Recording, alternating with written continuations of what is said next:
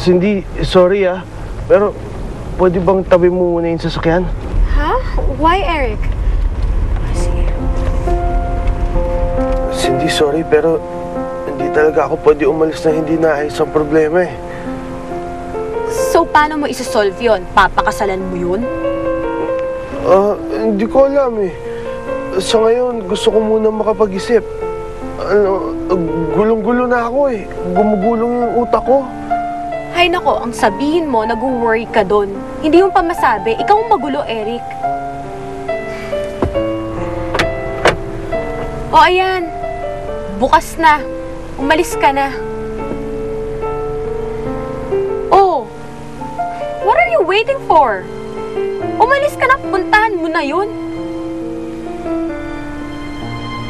Kesa naman pagdating natin doon sa pupuntahan natin, papabalikin mo ako ng Maynila. Sorry talaga, Cindy.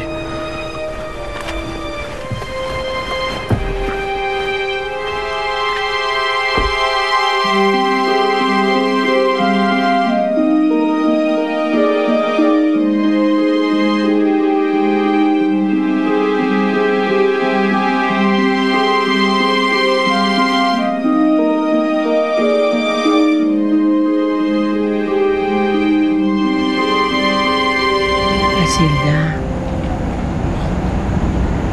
halika na. Pahinga ka na. Pagod ka na mula kanina eh. Hindi rin po ako dadalawin ng antok hanggat hindi ko nakakausap si Eric. Eh, paano yun kung magdamag namang hindi darating si Eric? Magdamag din po ako mag-aantay sa kanya. Casilda naman. Akala mo ba hindi ako nahihirapan sa ginagawa mo? Halika na. Nais ko ang ipakita kay Eric na hindi ako susuko sa itinakda para sa amin. Maring hindi na pa yun maunawaan sa ngayon, ngunit hindi ako titigil hanggat hindi niya natatanggap na kami ang nakalaan para sa isa't isa. Kaya Lola, matulog na kayo. Hayaan niyo na ako magbantay kay Eric.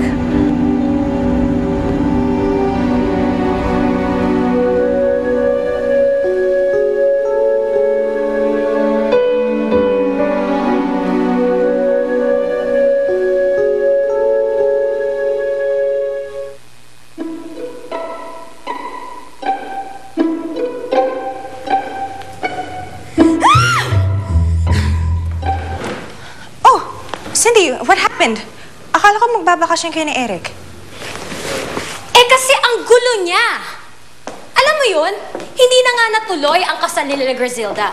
Pero ang pangalan pa rin ni Griselda ang bukang bibig niya sa biyahe namin. Well, at least alam natin na hindi tuloy ang kasal. We still have something to celebrate about Cindy. What did you just say? Si Eric at si Griselda papakasal. I didn't know Griselda was getting married. Oh, really, Dad?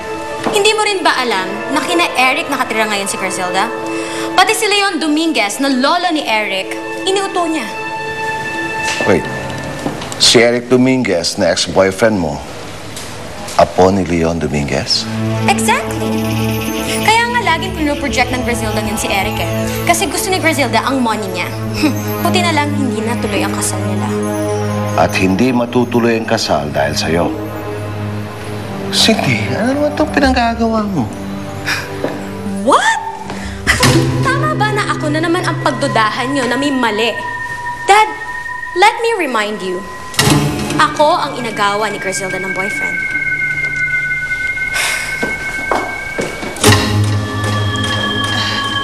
Sige, Tito.